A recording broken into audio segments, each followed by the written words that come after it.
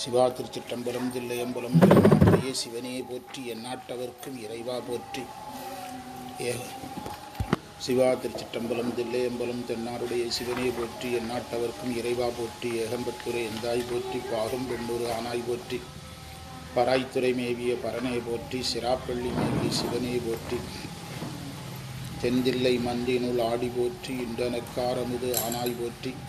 காவாய் கனகத்திரளே போற்றி. கையிலை மலையானே போற்றி போற்றி. பொழியர்கோன் வெப்பொழித்த புகழியர்கோன் கடல் போற்றி. ஆளிமிசை கல்மிதப்பில் அணைந்த பிரான் அடி போற்றி. வாழி திரு நாவலூர் வந்தொண்டர் பதம் போற்றி. ஒளிமொழி திருவாத ஊரத் திருத்தாள் போற்றி. ஈராண்டில் சிவஞானம் பெற்றுயர்ந்த மெய்கண்டார் இணைத்தாள் போற்றி. நாராண்ட பல்லடியார்க்கு அருள் புரிந்த அருள் நந்தி நற்றாள் போற்றி. நீராண்ட கடந்தை நகர் மறைஞான சம்பந்தர் இழத்தாள் போற்றி. சீராண்ட தெல்லை நகர் உமாபதியார் சம்பதும திருத்தாள் போற்றி போற்றி. கைலாய பரம்பரையில் சிவஞான போதநெறி காட்டும் வெண்ணை பயில்வாய்மை மெய்கண்டான் சந்ததிக்கோர் மெய்ஞான பானுவாகி குயிலாரும் பொழில் திருவாவடுதுறைவாள் குரு நமச்சிவாய தேவன் சைலாதி மரபுடையோன் திருமரபு நீடூழி தடைகமாதோ. எல்லாம் வல்ல விநாயகப் பெருமான், முருகப்பெருமான், அம்மையப்பர் எல்லா தெய்வங்களையும் வணங்கி வகுப்பை தொடங்கலாம்.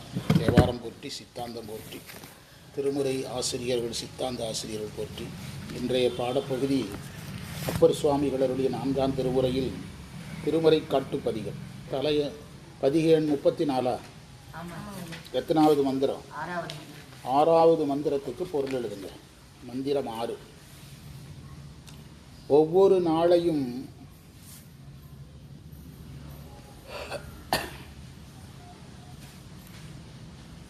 ஒவ்வொரு நாளையும் நிறைவு செய்வது சூரியன்.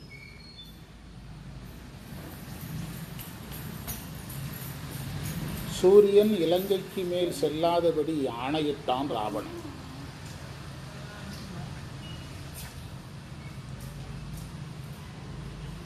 மற்ற கிரகங்களையும் தன் ஆணைக்கு உட்படுத்தினான்.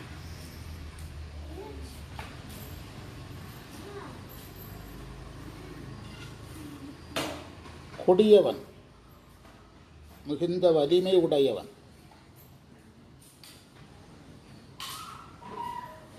செருக்கு உடையவன். அவன் சிவன் இருக்கின்ற மலையை பெயர்க்க தொடங்கினான்.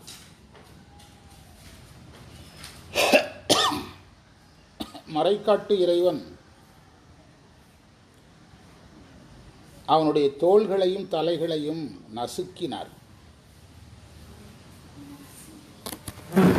படிங்க, அந்தரத்தை படிங்க.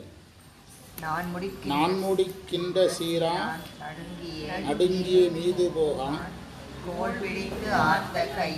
நான் முடிக்கின்ற சீரான்னா சூரியன், நாளை முடித்து வைக்கின்ற சூரியன்க. ஆமா, கோல் பிடித்தார் அர்த்த கையான். நவகிரகங்களை எல்லாம் பிடிச்சிட்டான். கொடியன் மாவலியன் என்று நீன்முடி சடையர் சேரும் நீள்வரை எடுக்கலுற்றான். தோல்முடி நெறிய வைத்தார் தொல் பழமையான மறைக்காட்டு ஈசன். பொருள் எழுதுவோம். சூரியனை இலங்கை மேல் செல்லாது தடுத்தான்.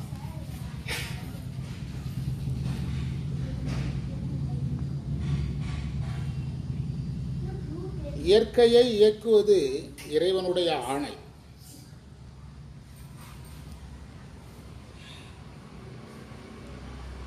அந்த ஆணையை ஆன்மாக்களுக்கு இறைவன் வழங்குவார்.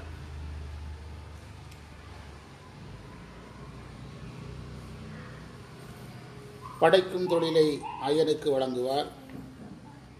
காக்கும் தொழிலை திருமாலுக்கு வழங்குவார். இப்படி வழங்குவார்.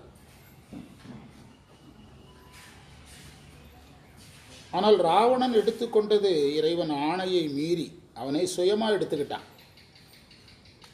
வட இந்தியாவிலலாம் சுயமாக அவனுடைய போலீஸ் ஸ்டேஷன் போட்டுக்கிடுவானுங்க. நீதிமன்றங்கள்லாம் அவனுடைய சொந்தமாக வச்சுக்கிடுவாங்க வட இந்தியாவில். அது மாதிரி இவனே தனியாக என்ன செஞ்சிட்டான்? தானே அந்த சூரியனை தன் நாட்டுக்கு மேலே வரக்கூடாது. நவகிரகங்களை படியாக போட்டுக்கிட்டான்னு கதை சொல்கிறவங்க சொல்லுவாங்க. ராமாயண கதை சொல்கிறவங்க. அதை கவிழ்த்து போட்டுக்கிட்டானா. முகத்தை பார்த்தாங்கன்னா கிரகம் பிடிச்சிருமில்ல. அதனால் நவகிரகங்களை என்ன செஞ்சானா, அது முதுகில் நடந்து தான் அவனுடைய சிம்மாசனத்துக்கு போவானா.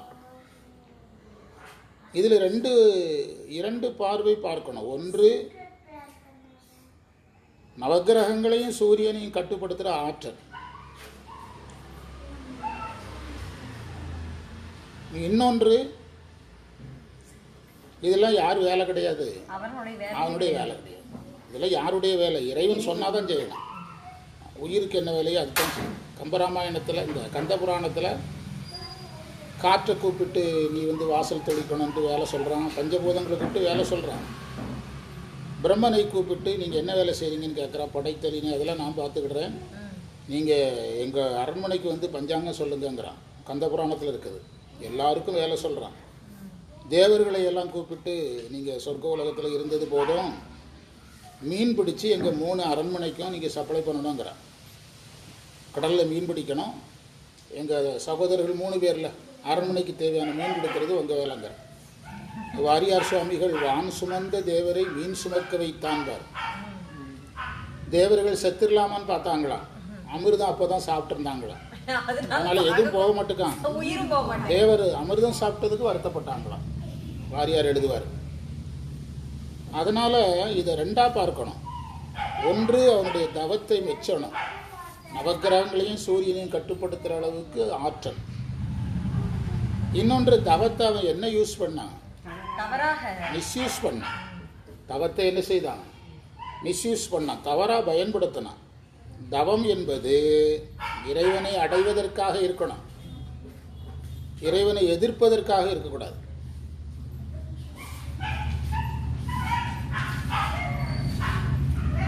அதனால தான் உரையாசிரியரே சொன்னார், செருக்குடையவன் கொடியவன்.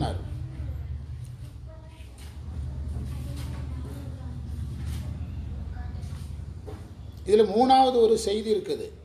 சூரியனை சொன்ன வார்த்தையை கேட்க வைக்கிற ஆற்றல் இருக்குது, நவகிரகங்களை கேட்க வைக்கிற ஆற்றல் இருக்குது. அவனை இறைவன் காலுக்குள்ளே போட்டு தலையையும் கையையும் அழுத்துறாருன்னா அது யாருடைய ஆற்றல் தெரியுது, இறைவனுடைய ஆற்றல் தெரியுது. 3வது கான்செப்ட் அதையும் பார்க்கணும். ராவணனுடைய வலிமையை சொல்லும்போது நாம் யார் வலிமையை கண்டுபிடிக்கணும், இறைவனுடைய வலிமையை கண்டுபிடிக்கணும். 3 வகையான ஃபோக்கஸ் அதில் இருக்கு. அடுத்த மந்திரத்துக்கு பொருள் எழுதுங்க, அடுத்த பாடப்பகுதிக்கு போகலாம். 7வது மந்திரம் திருமறைக்காடு முத்துக்களை உடைய கடல் உடையது.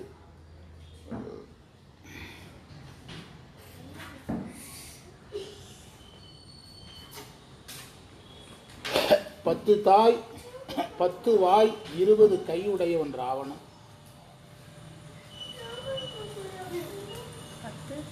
10 வாய் 20 கை உடையவன் ராவணன். வலிமை உடையவன், செருக்குடையவன்.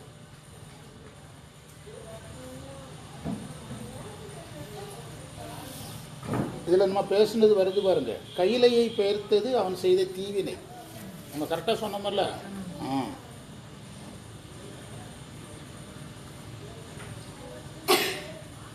அவன் அழுமாறு கால் விரலால் அழுத்தினார், அழுத்தி நசுக்கினார்.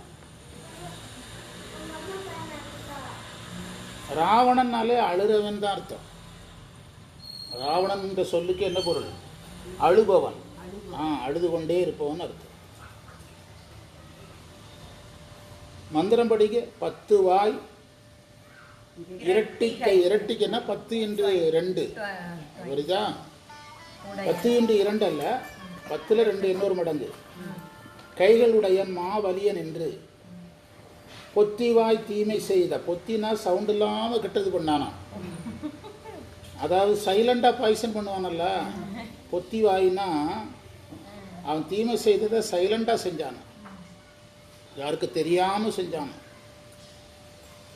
பொத்திவாய் தீமை செய்த பொதுவெளி அரக்கர்கோனை கத்திவாய் கதற அன்று கால்விரல் ஊன்றியிட்டார் முத்துவாய் திரைக்கண் முதுமறை காடனார்.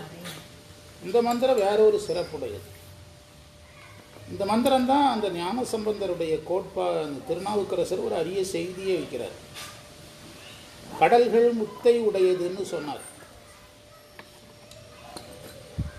நமக்கு முத்து என்பது முத்தியை குறிக்கும்.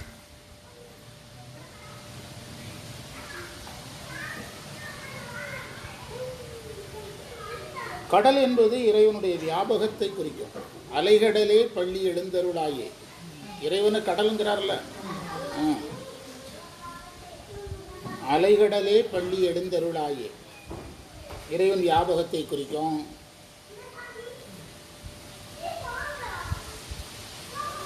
நம்ம எப்போவுமே ஆறுகளை ஆன்மாவாகவும் கடலை இறைவனாகவும் தான் ஒப்பிட்டு படிக்கிறோம். கடலை பிறவிக்கு ஒப்பிடுவோம். இந்த இடத்துக்கு அது தேவையில்லை. முத்தி தருகின்ற இறைவனாக காட்டுறாரு. அது இதில் ஒரு முக்கியமான சைவ சித்தாந்த செய்தி. மற்றதெல்லாம் யாருக்கு நம்ம பார்த்த செய்தான். அடுத்த பாடப்பகுதிக்கு போகலாம். ரெடியாகுங்க. நான் இந்த சாமிக்கு மேலே கும்பிட்டுட்டு வந்துடுறேன். அவர் கிளம்பிடுவார். இங்கே தான் இருப்பார்னு நினைக்கிறேன்.